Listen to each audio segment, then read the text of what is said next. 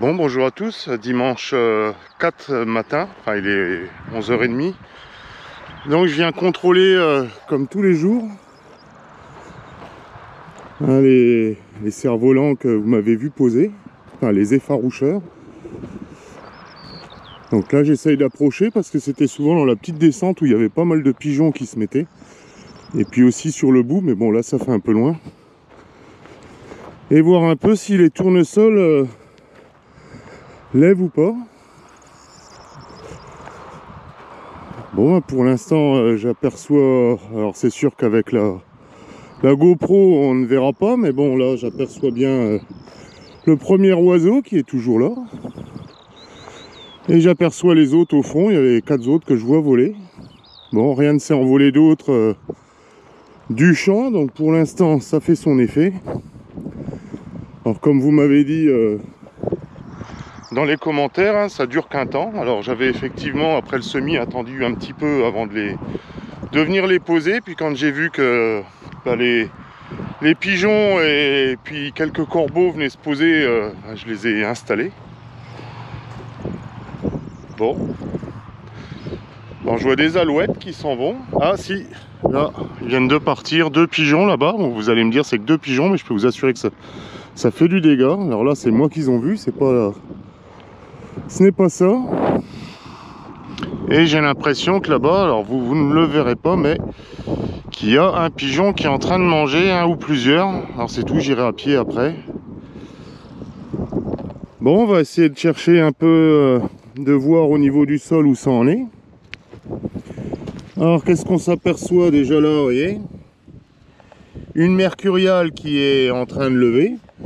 Ben, sachant que là je n'ai plus de choix de désherbage chimique, donc ce ne sera que du désherbage mécanique avec ma bineuse, ma vieille bineuse Déon. Voilà encore une mercuriale qui est au stade cotylédon, qui est en train de lever. Alors pas de tournesol en vue, hormis voilà, vous voyez, ça c'est un tournesol qui n'a même pas été détruit par le passage quand j'ai détruit ma parcelle de tournesol. Donc lui il est encore là, mais par contre il n'y a pas d'autre levée pour l'instant de tournesol. Alors je vais essayer de chercher, on va essayer de voir en profondeur si on trouve une graine, sachant que je les avais semés à 3 cm et demi pour essayer d'être un petit peu dans l'humidité, mais comme il n'y a pas plu depuis, on va essayer de trouver la graine.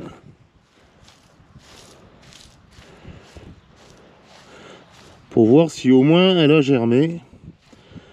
Et si elle n'est pas germée, ça veut dire qu'il va falloir attendre la pluie. Et comme ils annoncent pas de pluie avant un certain temps, alors vous voyez là on voit quand même de l'humidité. Je sais pas si vous voyez la différence. Mais maintenant le tout c'est de trouver une graine.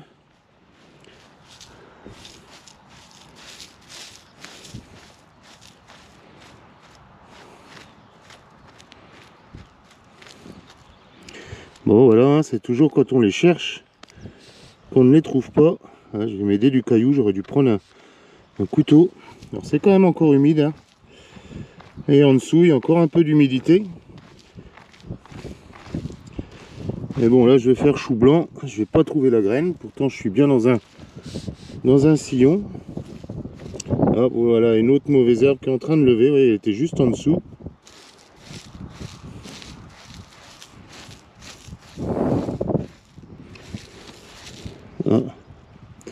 Voilà, j'ai trouvé une graine de tournesol.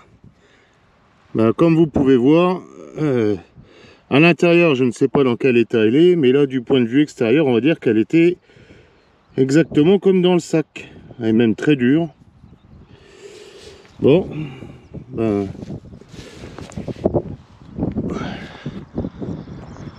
pour l'instant, ça promet rien de beau. Bon, bah, allez, je vous laisse pour l'instant, et puis je vais faire le tour de la parcelle pour voir s'il y a des oiseaux ou pas qui sont en train de me bouffer ce que j'ai ressemé. Allez, à plus. Bon, en fin de compte, je vous reprends pour vous montrer quelque chose qui peut être intéressant. Alors là, je suis allé vérifier, vous voyez, L'autre effaroucheur, bon, qui est pour l'instant en bon état. Je vais peut-être me tourner parce que si je vous mets à l'ombre, ça ne va pas aller. Voilà, ça c'est un tournesol du dernier semis. Là c'est sûr, on en voilà un autre. Donc vous voyez, on est dans la même zone. Par contre, on s'aperçoit là qu'il y a une graine qui est en surface et qui a été mangée. Ça veut dire que les effaroucheurs ne font pas forcément leur boulot. Ou alors c'était une graine qui était déjà comme ça dans le semoir, mais ça m'étonnerait. Et qui est tombée au sol, qui est restée en surface, du coup qu'elle flottait, qu'elle volait au vent. Ici on s'aperçoit que, je sais pas si vous voyez, il y a un tournesol qui a été bouffé. Donc c'est un des tournesols au même stade que celui-là. Donc à une certaine période, il y a quand même, les oiseaux doivent venir se poser. Alors là je suis tard, il faudrait que je revienne vers 4h30, 5h du matin.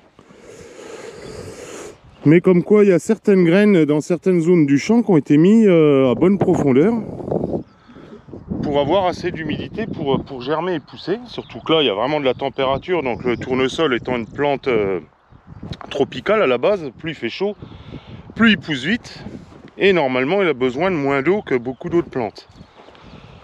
Ben voilà, on en revoilà un autre qui est en train de lever.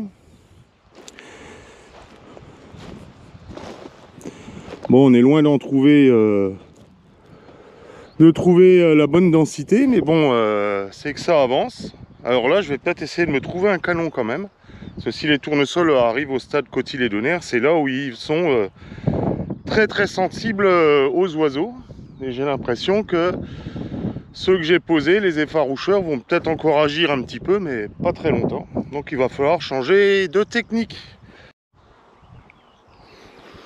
Bon, je passais le long d'un champ d'un collègue et dans son champ, sur la bordure du champ, on va dire, la plante est rentrée environ 1,50 m à 2 mètres dans son champ, sur une dizaine de mètres.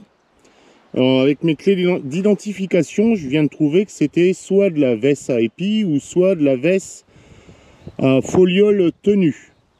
Bon, voilà. Alors, comme vous pouvez voir, ça attire pas mal les abeilles. Ça tourne autour, enfin abeilles et autres insectes d'ailleurs. Vous voyez ici un bon gros bourdon qui vient de se poser, qui est en train de faire son boulot de pollinisation en même temps qu'il se nourrit.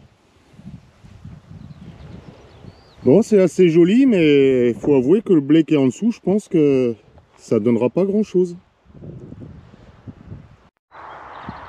Les passages rapides dans mon blé derrière colza où il y avait du lotier corniculé, je vous rappelle pas tout, vous irez revoir sur mes anciennes vidéos.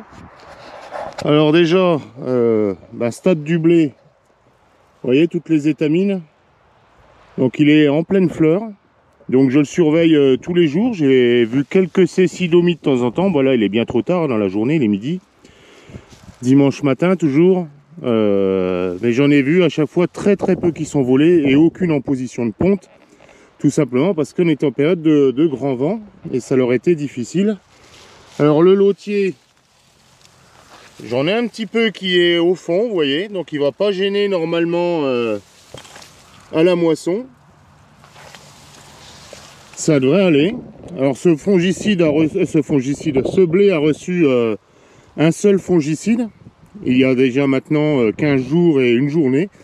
Le fongicide que j'avais mis était valable 3 semaines, donc pendant encore une semaine il va être protégé. Et comme l'année dernière, je me pose la question, est-ce que je vais faire le dernier fongicide pour protéger de la septoriose, la dernière feuille, sachant que pour la maladie, la fusariose, la maladie de l'épi, cette année on est en grande période depuis 3 semaines maintenant sans aucune goutte d'eau. Donc il n'y aura pas de fusariose cette année, c'est à peu près sûr. Donc c'est inutile de traiter contre la fusariose pour l'instant. Et puis de toute manière, ce serait ce stade-là maintenant où les étamines sont sorties, où la maladie rentrerait dans l'épi. Donc pour cette maladie-là, déjà, il n'y en aura pas. Alors comme vous pouvez voir, là, les feuilles ne sont pas vilaines. Alors elles sont un petit peu nécrosées en bout, mais je pense que ça c'est la sécheresse qui commence à faire un petit peu son effet. J'ai déjà remarqué ça sur pas mal d'années et j'avais arraché pour voir alors un pied de blé. Donc vous voyez là, c'est quand même assez sec. Par contre, ce qu'on constate, je sais pas si vous les voyez, c'est qu'il y a quand même les vers de terre qui font des trous. Vous voyez là, on a un beau trou là, un autre ici, un autre ici. Donc est-ce que les vers de terre créent assez de trous pour que l'humidité puisse remonter? Je ne sais pas du tout, on verra. Il n'y a qu'au rendement, enfin il n'y a que dans la benne comme on dit, qu'on le saura. Bon c'est tout, bah écoutez, surveillez. J'ai regardé la météo dans les semaines qui viennent. Et puis peut-être qu'à nouveau ce sera un blé comme l'année dernière qui aura reçu qu'un seul fongicide. Mais on n'y est pas encore. Allez, je change de parcelle. Bon, toujours dimanche 4 mai, les midi et demi. Alors je me mets à l'abri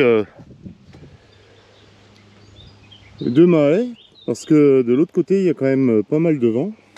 Et je suis dans mes petits pois de printemps protéagineux que vous m'avez vu semer.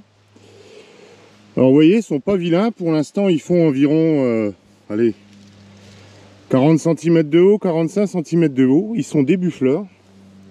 Donc pour ceux qui n'ont jamais vu des fleurs de pois de printemps, les voici, elles vont toujours par deux.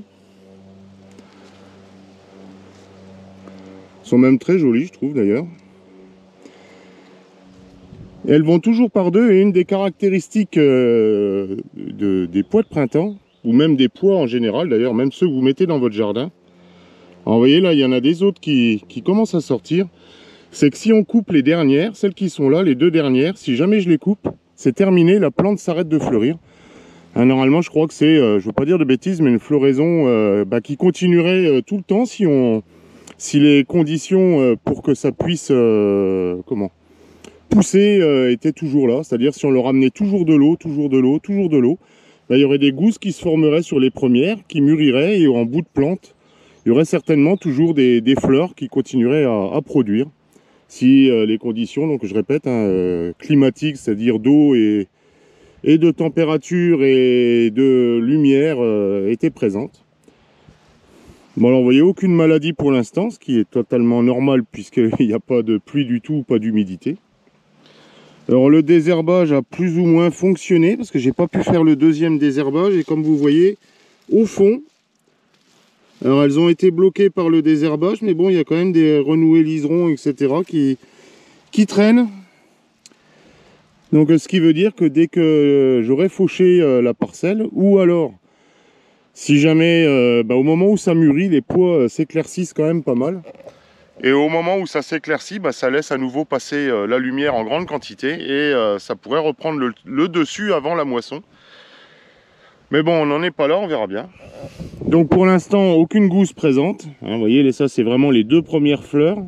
Donc les gousses sont certainement microscopiques à l'intérieur des deux premières fleurs. Et là, ça continue à fleurir.